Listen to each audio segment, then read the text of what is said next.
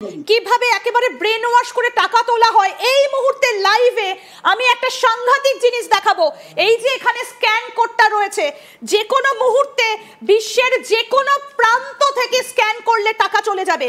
আমি মোবাইলে এই যে স্ক্যান করছি, আমি দেখাতে বলবো, এখানে আমার ফোনে একটু দেখাতে বলবো চিত্র সাংবাদিককে যে দেখুন স্ক্যান করলাম, এটা আল-ফালাহ চ্যারিটেবল ট্রাস্ট। আমি খুব কাছ থেকে একটু দেখাতে বলবো, আল-ফালাহ চ্যারিটেবল ট্রাস্ট।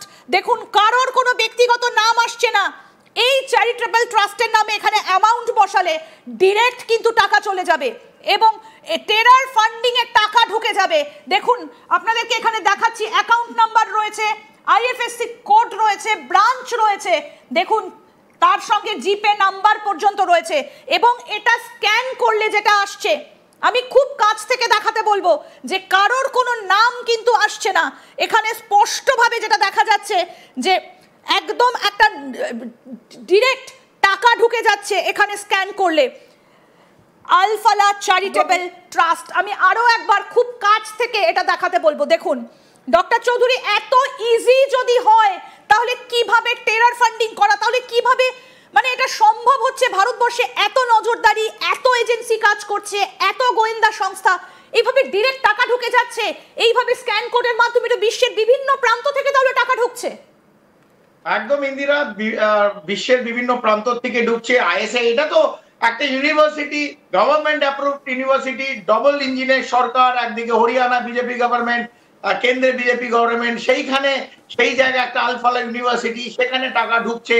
আমরা জম্মু অ্যান্ড কাশ্মীরেও দেখেছি বিভিন্নভাবে ফরেন ফান্ডিং এসেছে এবং সেই ফান্ডিং গুলো পরে হোম ডিপার্টমেন্ট ধরেছে। হাউএভার এই আল-ফালাহ ইউনিভার্সিটি আমাদের হোমের চোখ থেকে এড়িয়ে গেছে। সেইখান থেকে বাইরের থেকে টাকা ঢুকছিল এবং এই টাকাটা যে ব্যবহার হচ্ছিল, সবচেয়ে গুরুত্বপূর্ণ কথা হচ্ছে যে ব্যবহার হচ্ছিল বই কেনার জন্য না, ব্যবহার হচ্ছিল পড়াশোনার জন্য না, ব্যবহার হচ্ছিল বোম কেনার জন্য, ব্যবহার হচ্ছিল অস্ত্র কেনার জন্য, ব্যবহার হচ্ছিল এই ট্রেডার মডেল তৈরি করার জন্য, ব্যবহার হচ্ছিল ভারতকে ভাঙার জন্য, ব্যবহার হচ্ছিল ভারতকে অশান্ত করার জন্য। ভারতের ভেতরে ভারতের নাগরিক যারা ডাক্তার, যারা মানুষকে সেবা দেয়, তারা ভারতকে শেষ করে দিতে চাইছিল। এটাই দুর্ভাগ্যজনক। কিন্তু আমার মনে হয় কোথাও না কোথাও ইন্টেলিজেন্স এজেন্সির এই চোখ থেকে এড়িয়ে গেছে।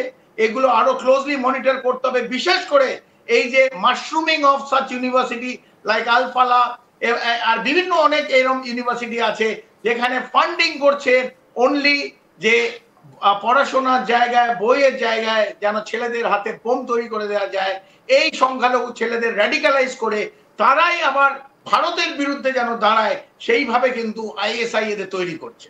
অনেক ধন্যবাদ কর্নেল চৌধুরী আপনাকে। খুব সুন্দরভাবে পুরো বিষয়টা আপনি বুঝিয়ে বললেন এবং কোথায় ফাঁক ফোকরটা রয়েছে সেটাও আপনি তুলে ধরলেন। অনেক ধন্যবাদ। আপাতত আমাদের সঙ্গে ছিলেন কর্নেল দীপ্তাংশু চৌধুরী এবং খুব সুন্দরভাবে তিনি বিষয়টা তুলে ধরলেন, কোথায় গলদ রয়েছে এবং কোথায় রয়েছে আসল ফাঁক ফোকর, সবটাই তুলে ধরলেন।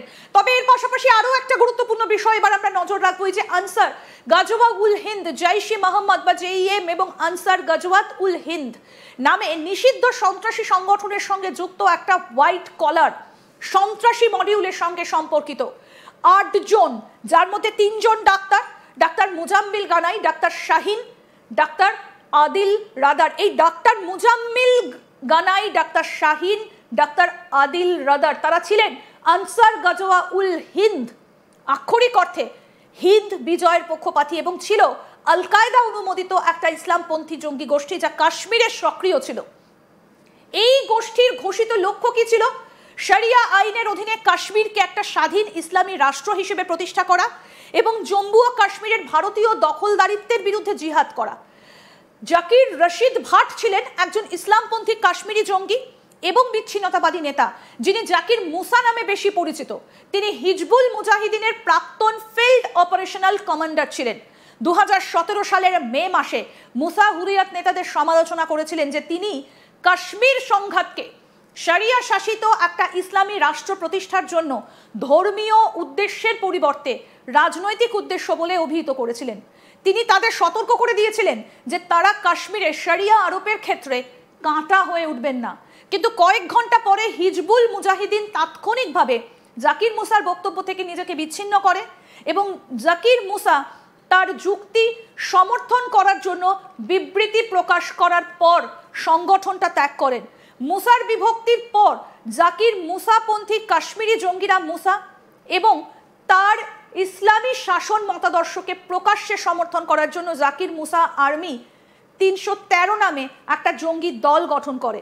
2017 সালের জুলাই মাসে কাশ্মীরে শরিয়া আইন আরোপের আল কায়দার ধর্মীয় উদ্দেশ্য দেখে মুসা প্রভাবিত হয়ে আল কায়দার সাথে যোগ দেয় এবং আনসার গাজওয়াত উল হিন্দ নামে আল কায়দার একটা নতুন সেল গঠন করে।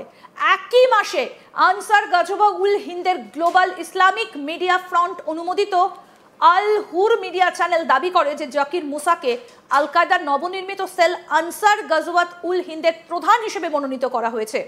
জঙ্গি কমান্ডার আবু দুজানা এবং আরিফ লেলহারির মৃত্যুর পর মুসার পক্ষ থেকে একটা বিবৃতি প্রকাশ করা হয় এবং বিবৃতিতে দাবি করা হয় যে আবু দুজানা এবং আরিফ লেলহারি লস্করি তৈবা ছেড়ে আল কায়দায় যোগদান করেন এবং কাশ্মীরে আল কায়দার একটা নতুন সেল প্রতিষ্ঠায় মুসাকে সহায়তা করেন। কর্মকর্তারা জানিয়েছেন যে ভিডিওতে থাকা কণ্ঠস্বর মুসার আগের অডিও ক্লিপের সঙ্গে মিলে গেছে, যদিও রাজ্যের ডিজিপি এসপি বৈদ বলেছেন যে ক্লিপগুলো সত্যায়িত করার কোনো উপায় নেই। যদিও রিপোর্টে বলা হয়েছে যে দুজানা এবং মুসা সেই সময় কাছাকাছি ছিলেন। ইতিমধ্যে মিডিয়াতে একটা অডিও ক্লিপ প্রচারিত হয়েছে যা দাবি করছে যে এই দুটো দুজানা এবং আরিফের তাদের মুখোমুখি হবার সময় শেষ বার্তা। দুটো কণ্ঠই আল কায়দার প্রতি আনুগত্য দাবি করছে, তবে কোনো গুলির শব্দ শোনা যায়নি এবং ক্লিপের সত্যতাও প্রমাণিত হয়নি। এবং একই সঙ্গে আপনাদেরকে আরেকটা বিষয় এখানে জানাবো যে বুরহান ওয়ানির পর জম্মু ও কাশ্মীরের সব থেকে কাঙ্ক্ষিত জঙ্গিদের মধ্যে জাকির মুসা ছিলেন একজন এবং ভারত সরকার তার মাথার জন্য 10 লক্ষ ভারতীয় টাকা পুরস্কার ঘোষণা করেছিলেন। 2017 সালের নভেম্বরে আনসার গাজওয়াত উল হিন্দ হিজবুল মুজাহিদিনের সঙ্গে একটা জোট গঠন করে। আনসার গাজওয়াত উল হিন্দের সঙ্গে রিয়াজ নাইকুর বৈঠকের পর জাকির মুসা কয়েকদিনের বৈঠকের পর একটা অডিও টেপ প্রকাশ করেছিলেন, যেখানে তিনি সমস্ত কাশ্মীরি মুজাহিদিন গোষ্ঠীকে ইসলামের শত্রুদের বিরুদ্ধে জিহাদের জন্য একত্রিত হবার আহ্বান জানান, যার লক্ষ্য ছিল ভারত থেকে স্বাধীনতা অর্জন এবং এই অঞ্চলের শরিয়া আইন ভিত্তিক ইসলামী বিপ্লব প্রতিষ্ঠা করা। তিনি আরও সতর্ক করে বলেন, কাশ্মীরকে ভুলে যেও না, যদি পাকিস্তান কাশ্মীরের সমর্থন প্রত্যাহার করে তাহলে পাকিস্তানের ভেতরেও বিদ্রোহের বিরুদ্ধে লড়াই করা হবে।